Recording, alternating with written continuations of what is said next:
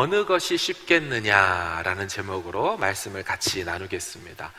여러분, 오늘 본문을 보시면 예수께서 사역을 시작하시고 얼마나 지났을까요? 공생에 시작하고 얼마나 지났을까요? 예수님의 인기가 하루하루 달라졌습니다. 하루하루 그 인기가 치솟았던 것을 알 수가 있어요. 그분의 첫 번째 사역이었던 회당에서 귀신을 쫓아내신 사건 이후에 어떤 일이 일어났나요? 우리 4장 37절 읽어볼까요? 시작. 이에 예수의 소문이 그 근처 사방에 퍼지니라. 아멘. 이 갈릴리 지역에서 사역을 시작했으니 예수님의 소문이 갈릴리 근처 사방으로 퍼져갔어요. 그 다음 사건인 우리 지난주 본문에 나병 환자를 치료하신 다음 어떤 일이 일어납니까? 5장 15절 말씀도 읽어보겠습니다. 시작. 예수의 소문이 더욱 퍼짐에 수많은 무리가 말씀도 듣고 자기 병도 고침을 받고자 하여 모여오되. 아멘. 예수의 소문이 어떻게 됐어요? 더욱 퍼짐에. 점점 더 예수님의 소문이 퍼져가요. 급기야 오늘 본문쯤에 이르르면 5장 17절에 이렇게 돼 있어요. 시작. 하루는 가르치실 때에 갈릴리의 각 마을과 유대와 예루살렘에서 온 바리새인과 율법 교사들이 앉았는데 병을 고치는 주의 능력이 예수와 함께 하더라. 아멘. 예수님의 소문이 어디까지 펼쳐져 간 것으로 보입니까? 갈릴리의 각 마을 정도가 아니죠. 유대와 예루살렘 남쪽까지 내려갔어요. 우리 지도를 한번 좀 보여주시면 어디까지 가냐면 예수님의 첫 번째 사역은 갈릴리, 당신이 자라신 나사렛, 가버나움에서 시작했는데 지금 이 자리에 온 사람들은 유대와 예루살렘, 직선거리 약 130km 떨어진 곳에서도 예수님 소문 듣고 사람들이 올라왔어요. 여러분, 그렇다면 지금 예수님이 집회하는 장소에 사람들이 어느 정도 있었을까요? 많았겠죠. 그래서 그럴까요? 안타까운 장면 하나가 있는데 그것은 한 중풍병자가 너무 많은 무리로 인하여 들어가지 못하게 된 것입니다. 5장 18, 19절을 보세요. 한 중풍병자를 사람들이 침상에 메고 와서 예수 앞에 들여놓고자 하였으나 무리 때문에 메고 들어갈 길을 얻지 못한지라. 들어갈 길을 얻지 못했다. 이걸 직역해서 보니까 들어갈 어떠한 종류의 방법도 찾지 못했다. 이렇게 직역할 수가 있어요. 우리 주일학교 출신들은 잘 아실 겁니다. 그래서 이들이 어떻게 하던가요?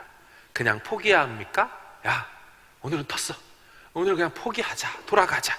이렇게 합니까? 아니죠. 이 본문을 잘 아시는 분들, 이들이 고공 낙하 작전을 짜게 됩니다. 어떻게 합니까? 지붕으로 올라가서 지붕을 뜯고 침상채 달아 내립니다. 5장 19절을 좀 읽어볼까요? 시작. 무리 때문에 메고 들어갈 길을 얻지 못한지라 지붕에 올라가 기와를 벗기고 병자를 침상째 무리 가운데로 예수 앞에 달아 내리니. 아멘. 저는 이 본문을 묵상하면서 이런 생각이 들었어요. 이거 누구 아이디어일까? 거기 있는 그 사람들 중에 누구 아이디어일까? 누가 이런 아이디어를 내서 생각하지도 못한 지붕에 올라가서 지붕을 뜯고 그렇게 달아내릴 생각을 했을까? 여러분, 우리가 그냥 이 본문을 읽어서 그렇지 이게 보통 작업이 아니지 않습니까? 병행복문이라고 일컬어지는 마가복음 2장 3절을 좀 보세요. 사람들이 한 중풍병자를 4사람에게 메워가지고 예수께로 갖고 왔어요. 중풍병자의 몸무게가 좀 나가는 것 같아요. 보통은 들것에 앞뒤로 2명이 들고서 이렇게 이동할 수도 있지 않겠습니까? 근데 이 사람의 무게가 좀 나갔는지 4명의 사람들이 들고 와야만 했습니다. 우리는 이 사람이 어디서부터 출발해서 이곳으로 왔는지는 몰라요. 그런데 어쩌면 이 동네, 해당 동네에서 온 사람이 아닐 수가 있습니다.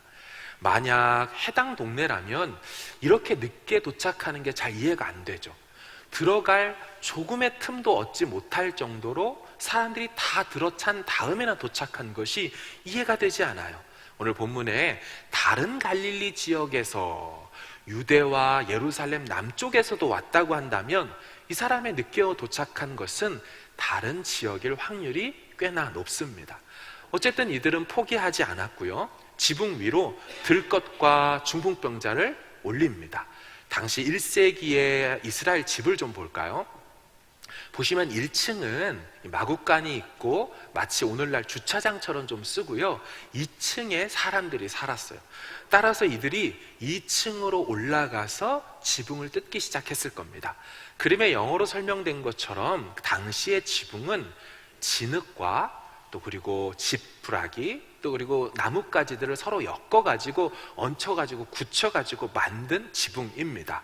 여러분, 어떤 일이 일어났을까요? 안에는 사람이 들어갈 수 없을 정도로 바글바글해요. 비좁아요. 꽉 차 있어요. 그런데 갑자기 위에서 떠덕떠덕 소리가 나요. 희한한 소리가 나서 사람들이 힐끔힐끔 쳐다봅니다. 급기야 마른 진흙 가루들과 덩어리들이 툭툭 떨어졌겠죠. 급기야 침상 하나가 내려오게 됩니다. 여러분, 이게 상당히 불편하고 심각한 일이 생긴 겁니다. 본문을 보면서 제가 오늘날 법으로 생각해 보니까 이들이 지금 무슨 짓을 하고 있냐면, 일단 가택 침입죄를 범하고 있죠. 두 번째는 기물 파손죄를 범하고 있고요, 세 번째는 집회 방해죄, 예배 방해죄를 범하고 있더라고요. 여러분, 같이 있었던 사람들이 좋아했을까요? 아닐 거예요. 사람들이 쳐다보면서 궁시렁궁시렁 됐을 수 있고요, 시선과 눈총이 아주 따가웠을 겁니다. 그런데 이들의 무례한 행동들을, 이 비상식적이고 몰상식한 행동들을 표현하는 성경의 표현과 예수님이 보시는 시선은 전혀 그렇지 않았다는 것이 충격적이었어요. 5장 20절을 보세요. 예수께서 그들의 몰상식한 행동을 보시고 그들의 무례함을 보시고 이르시되 뭐하는 짓이냐? 라고 하지 않으셨어요. 사람들이 볼 때는 말도 안 되는 짓을 했지만, 상식을 넘어서는 행동을 했지만, 예수님은 그걸 믿음의 행동이라고 봐주셨어요. 여러분, 이 무례하고 어이없는 행동, 그들의 마음의 동기와 그들의 믿는 마음으로 봐주셨어요. 여러분, 오늘 이 본문에 나오는 믿음이라는 단어는 누가복음에서 처음 등장하는 주제의 단어예요. 누가복음은 처음 이 단어 피스티스라는 단어를 쓰면서 이것을 믿음이라고 정의하기를 원해요. 이게 믿음 있는 사람의 행동이라고 말하기를 원해요. 뭐가 진짜 믿음인지를 설명하고 싶어서 이 용어를 처음 등장시켜요. 제가 예전에 금요심야에서 같은 본문으로 이 본문을 나눈 적이 있어요. 신앙생활을 하다 보면 여러분, 이런 분들을 만날 때가 있지요. 나 이 문제 앞에서 100일 작정 기도할 거야. 나 이 문제 때문에 3일 금식하게 할 거야. 나 날이 새도록 이 문제 해결받기 전까지는 나 절대로 이 자리 안 떠날 거야. 그렇게 조금 일반적이지 않는 결단과 행동들을 하시는 분들을 만날 때가 있어요. 그 모습을 보면 사람들은 이렇게 말하곤 하지요. 참 너도 유별나다. 적당히 신앙생활 하지. 너만 예수 믿어. 품위와 품격이 있어. 야, 그렇게까지 소리 지르면서 기도하지 않아도 하나님 다 들어. 그렇게까지 작정하고 기도하지 않아도 주님 네 마음 다 알아. 이렇게 사람들이 적당히 하라고, 유난 떨지 말라고 하는 소리를 들을 때가 있어요. 하지만 여러분, 이 같은 이 사람의 행동들을 예수님은 그걸 믿음으로 보셨어요. 그리고 본문의 뉘앙스는 그걸 칭찬하시는 것으로 보고 계셔요. 제가 종종 드리는 말이 있습니다. 너는 내게 부르짖으라 내가 내게 응답하겠고. 여기서 부르짖으라의 부르자를 좀 빼고 읽어보라고 얘기하거든요. 너는 내게 뭐가 돼요? 짖으라. 여러분, 하나님 앞에서 짖어본 적 있어요? 하나님 앞에서 사람이니까 그 단어를 부르짖으라고 했지, 사실은 하나님 앞에서 scream 하는 거예요. cry out 하는 거예요. 하나님 앞에 정말 짖듯이. 여러분, 내가 당장 죽게 생겼는데 지금 내 상황이 너무너무 척박하고 안타까운데 그냥 기도할 수 있나요? 떼굴떼굴 구르고요, 의자 앞에 있는 그 의자의 머리를 막 쳐박아가면서 그렇게 기도하죠.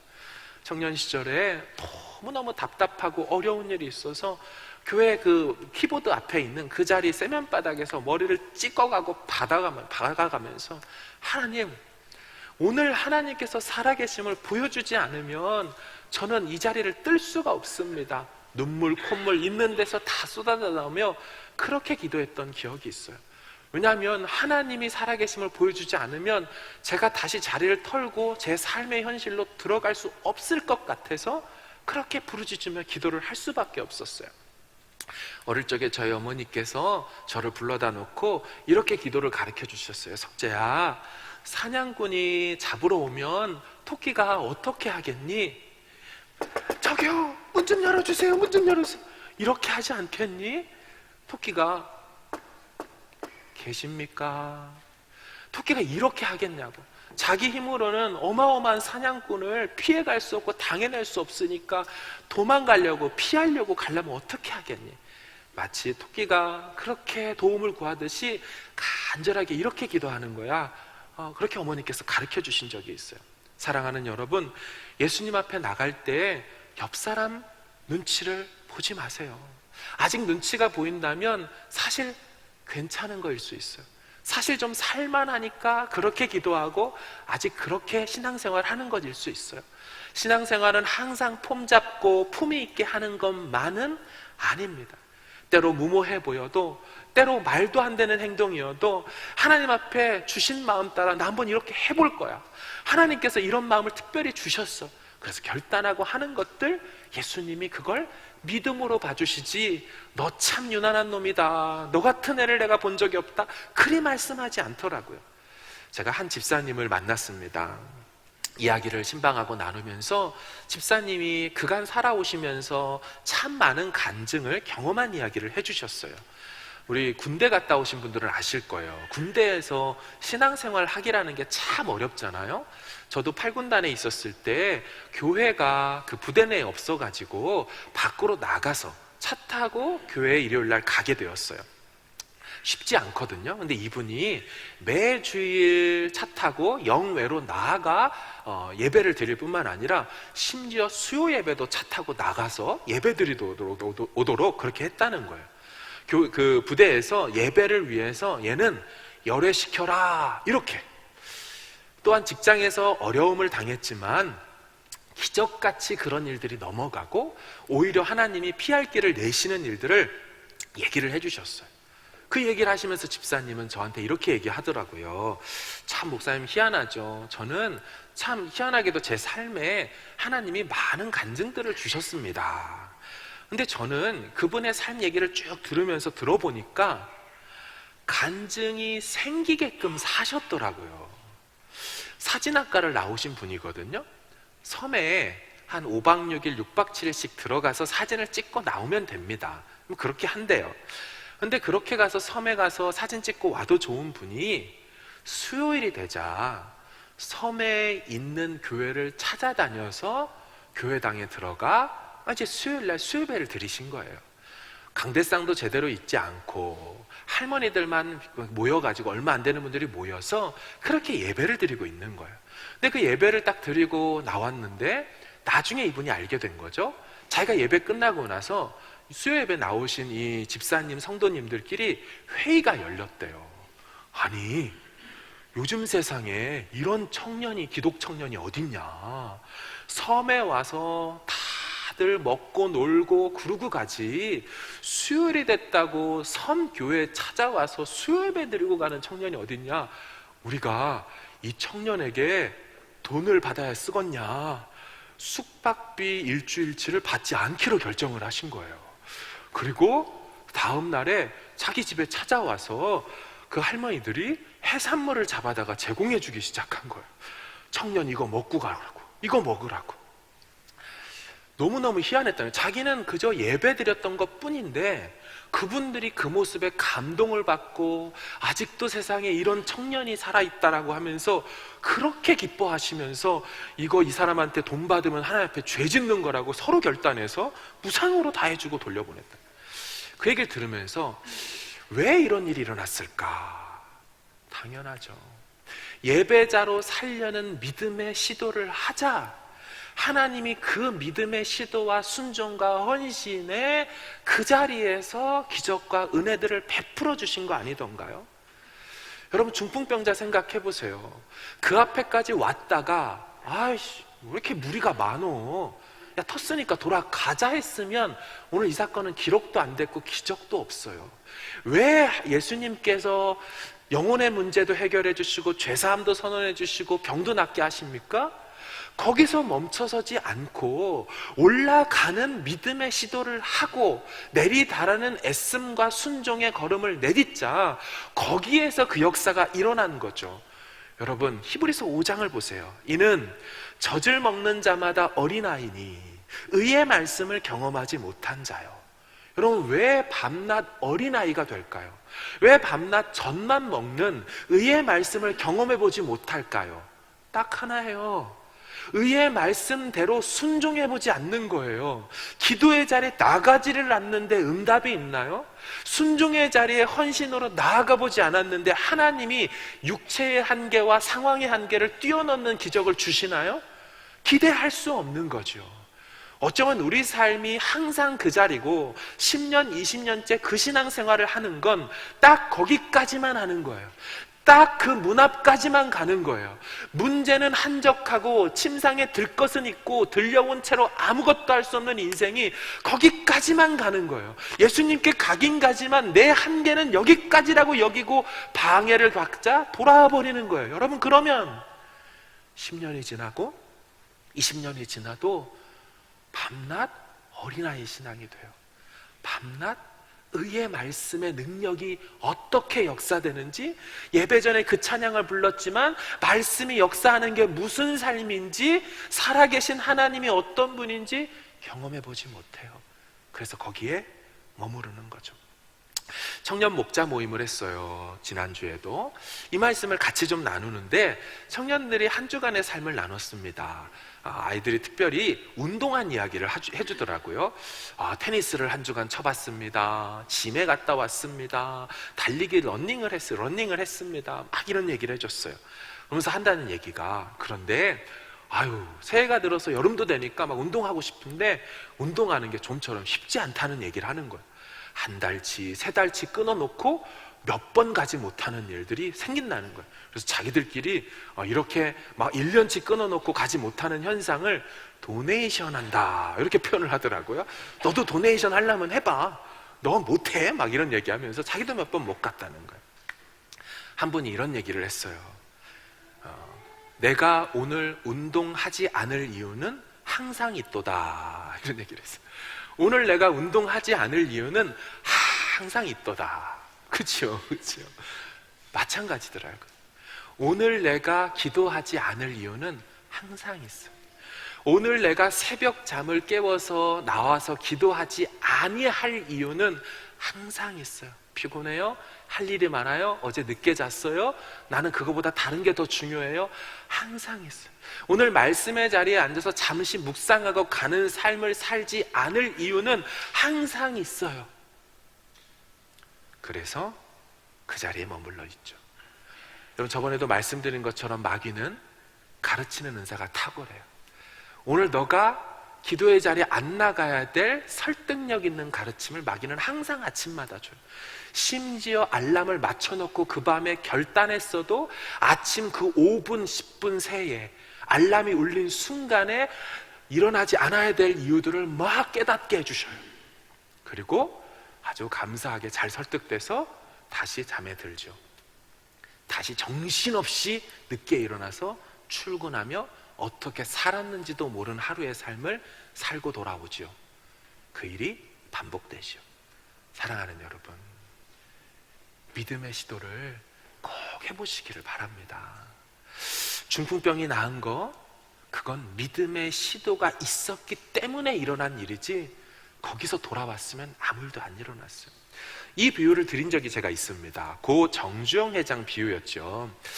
그분이 쓰신 책에 보면 시련은 있어도 실패는 없다. 시련은 있어도 실패는 없다. 그래서 그 책에 보면 빈대정신 얘기를 했어요. 여러분, 빈대가 영어 단어로 배드버그더라고요. 배드버그. 침대벌레? 예, 사진을 좀 보여주시면 이게 빈대예요. 근데 빈대가 차츰차츰 자라나는, 오른쪽에서 왼쪽으로 자라나는 게 아니고요, 처음 피를 빨기 시작했을 때와 12분쯤 피를 빨으면 얘가 트랜스포머가 돼서 변형이 돼서 얍사름해지면서 빨갛게 통통하게 되어지죠.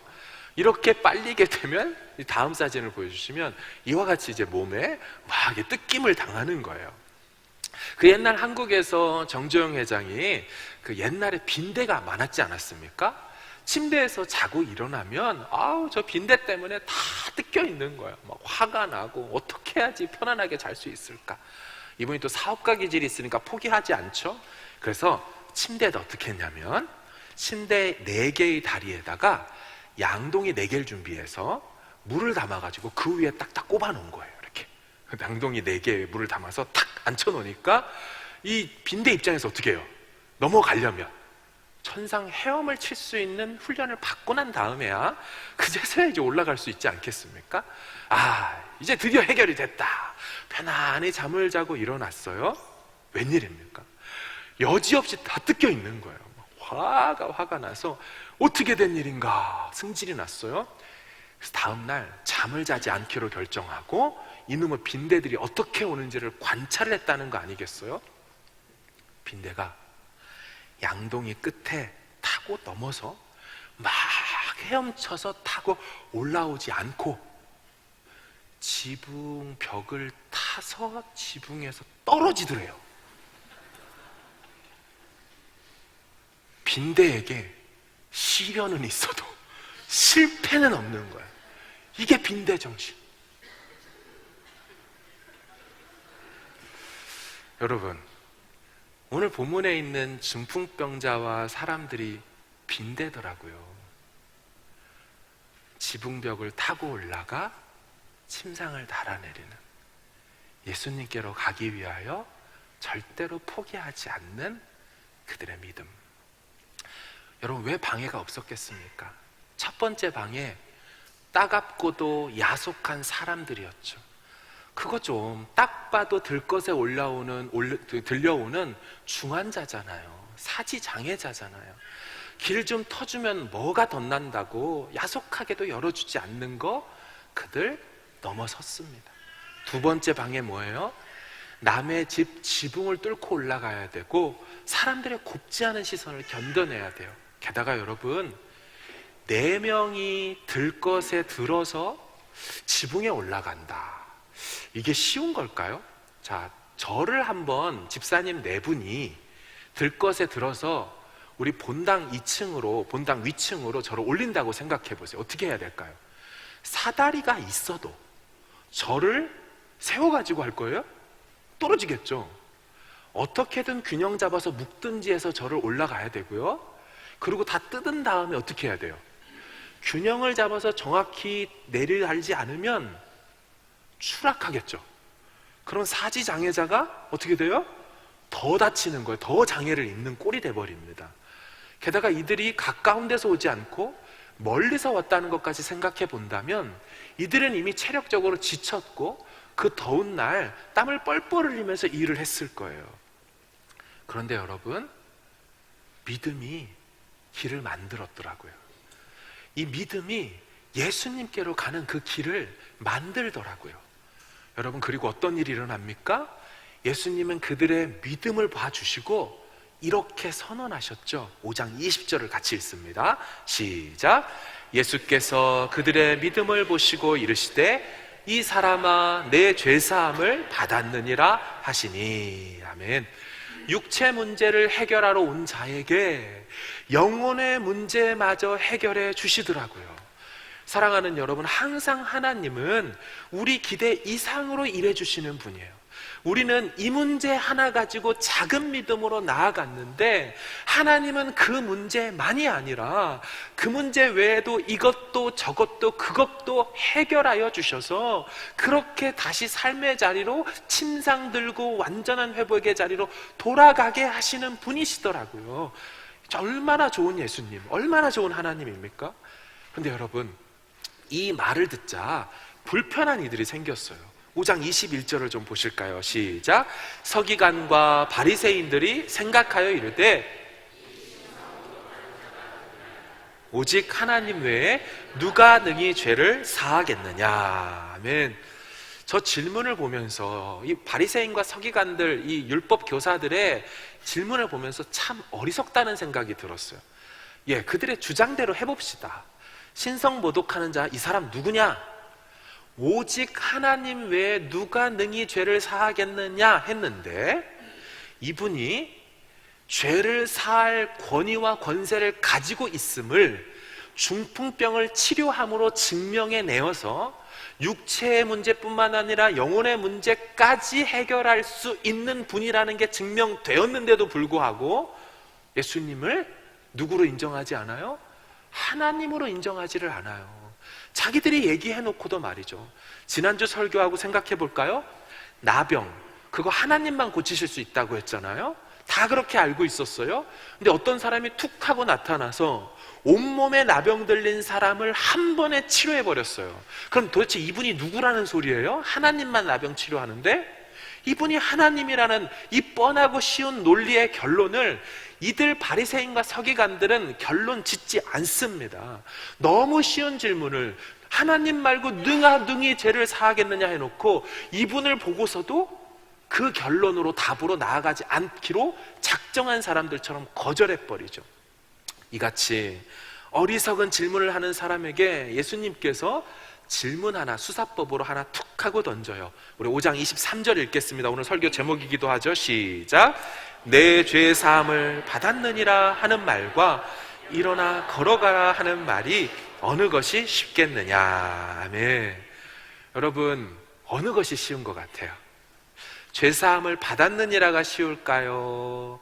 아니면 일어나 걸어가라 하는 말이 쉬울까요? 청년 목자 모임을 하면서 청년들이 이게 궁금했어요.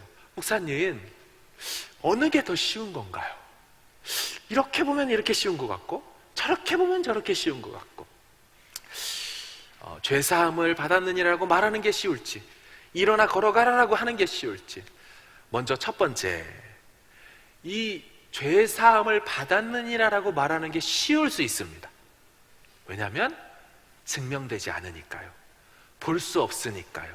누구도 알아챌 수 없으니 죄사함 받았다 라고 선언해버리는 게 쉬울 수가 있습니다. 하지만 두 번째, 일어나 걸어라가 더 쉬울 수 있습니다. 왜냐하면 아무리 그래도 그렇지 인간이기에 본래적으로 죄사함을 선언할 수 있는 신분, 자격이 되지 않아서 차라리 이 사람을 운동시키고 재활시키고 고치고 해서 걷도록 하는 게 차라리 쉬울 수도 있다라고 말할 수도 있어요. 사랑하는 여러분, 설교 제목 어느 것이 쉽겠습니까? 둘 다 어렵습니다. 하지만 예수님께는 둘 다 쉬우셨습니다. 오늘 본문이 바로 그 내용이에요. 우리는 종종 이런 상황들을 만납니다. 이것도 어렵고 저것도 어려운 거예요. 이것을 해볼래? 저것을 해볼래? 너의 영혼의 문제를 해결해 볼래? 너의 마음의 문제를 해결해 볼래? 너의 그 영혼의 가람과 공허함을 좀 해결해 볼래? 우리가 안 돼요. 그럼 너의 육체 문제, 사는 문제, 자녀 문제, 지금 당한 그 문제 네가 해결해 볼래? 중풍병을 고칠 수 없듯이 우리는 이 문제도 저 문제도 둘 다 어려워요. 하지만 오늘 본문을 보시는 것처럼 아시듯이 예수님에게는 둘 다 쉬우셨어요. 예수님에게는 그게 아무것도 아니셨어요. 여러분, 어떻게 해야 될까요? 우리는 이 두 문제를 우리가 끌어안고 끙끙 앓 것이 아니에요. 어느 것이 쉽겠느냐라고 물어보시는 예수님의 질문 뒤편에는 나는 다 쉽다와 나는 다 할 수 있다라는 그 답을 전제하고서 인간이고 피조물이고 아무 능력 없는 인생들에게 던지시는 거예요. 너희들은 어느 것이 더 쉽겠냐? 어느 것도 결정하지 못하고 어느 것도 쉽다라고 말하지 못하고 말문이 막혀버리는 그 바리새인과 서기관들에게 예수님께서 죄사함을 선언해버리고 일어나 가라고 말씀하시며 이 둘 다가 내게는 아무것도 어렵지 않다라고, 나는 다 할 수 있다라고, 이 권세 저 권세를 내게 다 하나님이 주셨다라고 말씀하고 계셔요. 그래서 여러분, 예수님께는 다 쉬워요. 비슷한 질문 하나가 성경 속에 있는 거 아십니까? 이 질문이죠. 부자가 천국에 들어가는 게 쉽겠어요? 낙타가 바늘귀를 통과하여 들어가는 게 쉽겠어요? 아시죠? 어떤 게 더 쉬워요? 부자가 천국 가는 게 쉬운 것처럼 보여요. 하지만 부자라고 말씀하신 건 부자는 못 들어간다를 얘기하고 싶은 게 아니라 돈이 아무리 많아도, 그래서 그 많은 돈으로 이 땅에 살면서 어디든지 프리파스 했겠지만 호텔도 들어갈 수 있고 놀이동산도 들어갈 수 있고 돈만 있으면 어디든지 다 갈 수 있었겠지만 하나님 나라에는 돈이 많다고 들어가는 게 아니라 죄 문제가 해결되고 죄 사함을 받고 그 보혈의 은혜를 덧입어야만 갈 수 있기 때문에 부자가 천국 가는 거 불가능하다는 얘기를 하는 거예요. 또한 낙타가 바늘귀 들어가는 것도 사람으로서는 집어넣을 수 있는 방법이 없는 거예요. 하지만 여러분 답을 아시죠? 사람으로는 할 수 없으되 하나님으로는 다 하실 수 있느니라. 여러분 이렇게 말씀하고 있어요. 마태복음 19장 본문 볼까요? 예수께서 제자들에게 이르시되 내가 진실로 너희에게 이르노니 부자는 천국에 들어가기가 어려우니라. 다시 너희에게 말하노니 낙타가 바늘귀로 들어가는 것이 부자가 하나님 나라에 들어가는 것보다 쉬우니라. 이거는 수사법일 뿐이지 둘 다 못한다는 얘기지 더 쉽고 가능하다는 얘기를 하고 싶은 게 아니에요. 그러자 제자들이 듣고 몹시 놀라 이르되 그렇다면 누가 구원을 얻을 수 있겠습니까? 예수께서 그들을 보시며 이르시되 사람으로는 할 수 없으되 하나님으로서는 둘 다 하실 수 있느니라. 여러분 하나님으로서는 다 가능하세요. 그래서 인간이고 미약한 존재인 우리 어떻게 해야 돼요? 예수 그리스도 앞에 나아가야 되는 거예요. 여러분 오늘 본문을 보면서 중풍병자와 그 사람을 메고 온 사람들의 마음의 방향과 목적지를 제가 보게 됐어요. 그들의 방향은 한결같았습니다. 이들의 목적이 어디였냐면 예수님 앞에 나아가는 거였어요. 원문은 이것을 강조하고 있거든요. 5장 18절을 같이 한번 읽어보겠습니다. 이들의 첫 번째 목적지죠. 시작. 한 중풍병자를 사람들이 침상에 메고 와서 예수 앞에. 아멘. 이들의 첫 번째 목적지가 어디였어요? 예수 앞에 들여놓는 거였어요. 하지만 이게 불가능했죠. 무리 때문에. 19절을 읽어볼까요? 두 번째 목적지를 정합니다. 시작. 무리 때문에 메고 들어갈 길을 얻지 못한지라 지붕에 올라가 기와를 벗기고 병자를 침상째 무리 가운데로 예수 앞에 달아 내리니. 아멘. 여러분 이들의 목적과 노력이 보이십니까? 기와를 올라가서 뜯어도 아무데나 뜯지 않고 예수님이 계신 그곳 위를 정확히 가늠하고 맞춰서 어떻게든 이 사람을 예수님 앞에만 데려간다면 우리에게 나음과 질병 치유가 있을 거라는 그들의 마음속에 있는 분명한 믿음 말입니다. 예수 앞에만 나가면 나음 있는다, 해결된다라는 말이에요. 여러분 우리 인생에 이 문제도 해결 못하고 저 문제도 어려운 때를 만나요. 예수님이 말씀하셨죠? 내가 길이 될 거라고. 너는 길을 찾지 못하고 방도를 찾지 못하지만 내가 그 길이 되어줄 거라고. 광야에 길을 만드시고 사막에 강을 내시고 꽃을 피우신다는 그분이 길을 내신다고. 그분 자체가 길이라고 말씀해 주시죠.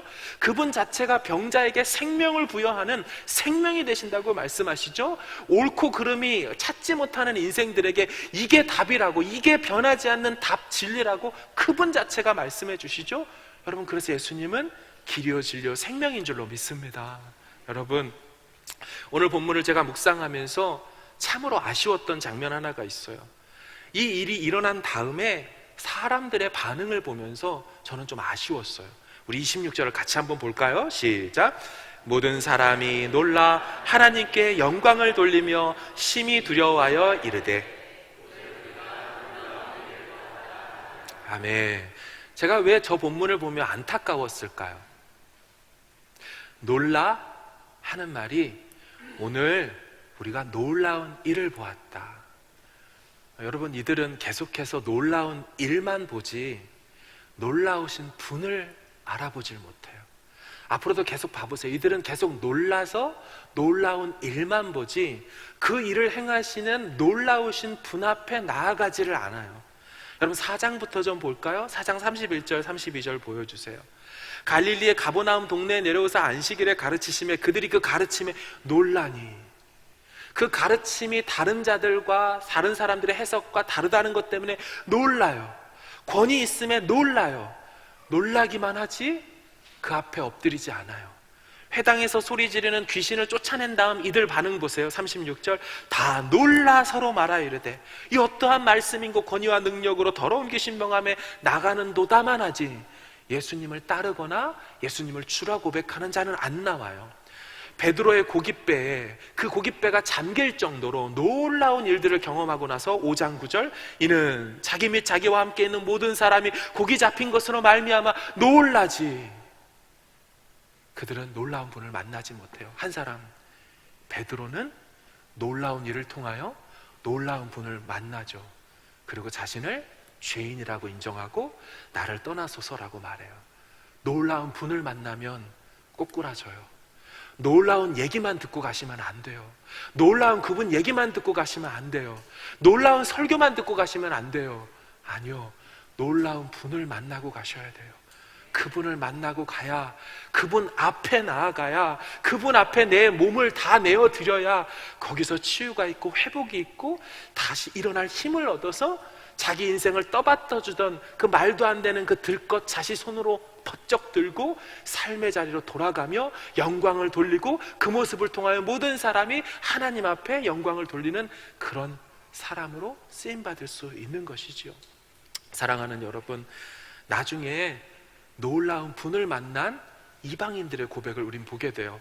마태복음 27장 보세요. 백부장과 이방인이죠. 및 함께 예수를 지키던 자들이, 로마 군사들, 지진과 그 일어난 일들을 보고 심히 두려워하여 이르되 이는 진실로 하나님의 아들이었도다. 유대인들, 그 잘나간다는 사람들, 안다는 식자층들, 꽤나 하나님 안다고 말하고 회당 좀 들이다녔던 사람들 다 놀라운 분을 만나지 못하고 놀라운 일만 보고 끝나버렸어요. 사랑하는 여러분, 어느 것이 더 쉽겠습니까? 죄 문제, 육신의 문제, 우리는 어느 것 하나 해내지 못하는 연약한 인생들이에요. 다 주님께로 나아갈 때만 그분에게만 쉬운 거예요. 예수님이 이런 말씀하신 거 기억나세요? 나는 마음이 온유하고 겸손하니 나의 멍에를 베고 내게 배워라. 이는 뭐라고 합니까? 내 멍에는 쉽고 내 짐은 가벼움이라. 여러분, 예수님께 가면 쉬워지는 줄로 믿습니다. 예수님께 가면 그 짐이 가벼워진다라고 말씀하는 거예요. 여러분, 참 오늘 본문을 보면서 이 무모해 보이게 침상채로 달아내리는 그 장면을 보며 예수님이 뭐라고 하셨어요? 한번 보여주실래요? 이 사람아, 네 지사함을 받았느니라. 여러분, 이 사람아, 되게 거리감 있는 말이죠? 아니요, 이거 번역을 사실은 뉘앙스를 못 살리고 한 거예요. 8종의 영어 성경 보여주세요. friend, 친구요. 친근하고 따뜻하게 무례하게 여기지 않고 원래 알았던 존재인 것처럼 친구여라고 불러줬고요. 여러분, 오늘 이 중풍병자 나은 사건이 마가복음에도 있어요. 거기 보면은 child라고 부릅니다. child, 아이야, 아들아 라고 불러주세요. 더없이 따뜻하게 이제 걷기 시작할, 인생 가운데 못 걸었다가 이제 걸어야 될, 아장아장 걸어야 될 그 인생의 첫 걸음마, 믿음으로 시작하는 제대로 인생을 살게 되는 그 걸음마를 격려하며 아이야, 아들아. 여러분, 한 주간 무모해 보여도 무모한 일이 아닌 그분 눈에는 한없이 믿음으로만 보이는 그 일을 해보세요. 그게 뭔지 하나님께 기도하면서 여러분 그거 해보세요. 여러분, 아까 말씀드린 것처럼 이 사람이 되게 무모해 보였죠.